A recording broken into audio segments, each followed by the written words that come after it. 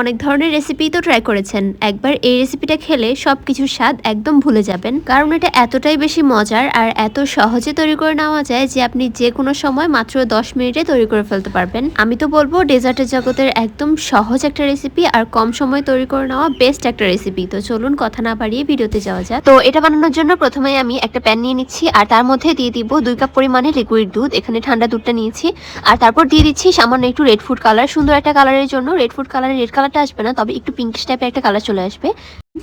এখন দুধের সাথে কালারটা খুব ভালো মতো মিশিয়ে নেওয়া হয়ে গেলে দিয়ে দিচ্ছি হাফ কাপ পরিমাণে সুজি। 2 কাপ দুধের জন্য হাফ কাপ সুজি ব্যবহার করেছি, আপনারা চাইলে কম বেশি করতে পারেন, তবে এটাই আমার কাছে পারফেক্ট মনে হয়। তারপরের মধ্যে 1 টেবিল চামচ পরিমাণে গুঁড়া দুধ এবং 2 টেবিল চামচ পরিমাণে চিনি দিয়ে ভালো মতো মিশিয়ে নিচ্ছি। সব কিছু ভালো মতো মিশিয়ে নেওয়া হয়ে গেলে এরপর আমি চুলায় বসাবো। এই কাজটা আগেই করে নিয়েছি যাতে করে দলা পেকে না যায়, একদম স্মুথ একটা ব্যাটার হয়। দেখতেই পাচ্ছেন চুলায় বসিয়ে এখন অনবরত নেড়ে চেড়ে জাল করে নিতে হবে। চুলার আঁচ একদম মিডিয়াম টু লোয়ে রেখে কিন্তু এটাকে আমি রান্না করে নিয়েছি আর আস্তে আস্তে এটা একটা ডোয়ে পরিণত হবে। সুজিটা ফুলে গিয়ে ঠিক এরকম একটা ডো তৈরি হয়ে যাবে। তো দেখতেই পাচ্ছেন এটা একদম তৈরি হয়ে গিয়েছে। আমি এরকম ঘনই রাখবো, কারণ ঠান্ডা হওয়ার পর আরও কিছুটা শক্ত হয়ে যাবে। এরপর আমি নিয়ে নিচ্ছি কিছু পাউরুটি। পাউরুটির সাইডের যে ব্রাউন অংশটা আছে ওইটা আমি কেটে নিচ্ছি। এটা দিয়ে আপনারা চাইলে ব্রেড ক্রামস বানিয়ে ফেলতে পারেন, তো এটা কিন্তু ওয়েস্ট হবে না। আর আপনারা চাইলে এটা সহ বানিয়ে নিতে পারেন, তবে এটা ছাড়াই কিন্তু দেখতে অনেক বেশি সুন্দর লাগবে।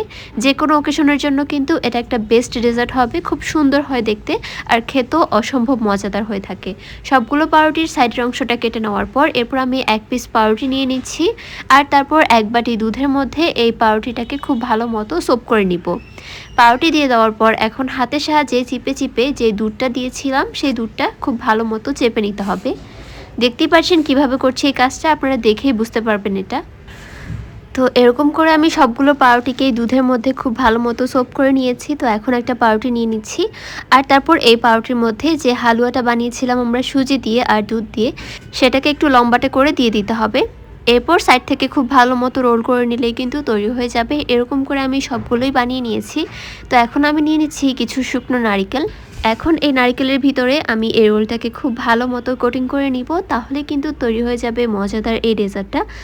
শুকনো নারিকেলটা হাতের কাছে না পেলে আপনারা চাইলে কোরানো নারিকেলকেও শুকিয়ে তারপর কিন্তু ব্যবহার করতে পারবেন, অথবা চাইলে কোরানো নারিকেল দিয়েও কোটিং করে নেওয়া যাবে।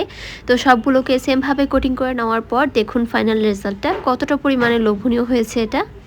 আর খেতেও কিন্তু মাশাআল্লাহ আলহামদুলিল্লাহ অনেক বেশি মজা হয়ে থাকে। আপনারাও চাইলে কিন্তু এরকম ডেজার্ট বানিয়ে এই ঈদে পরিবেশন করতে পারেন, দেখবেন সবাই খুব বেশি পছন্দ করে খাবে। তো আমার আজকের এই ভিডিও ছিল এই পর্যন্তই। কেমন লেগেছে কমেন্টের মাধ্যমে জানাবেন, ভালো লাগলে চ্যানেলটি সাবস্ক্রাইব করে পাশেই থাকবেন। আল্লাহ হাফেজ।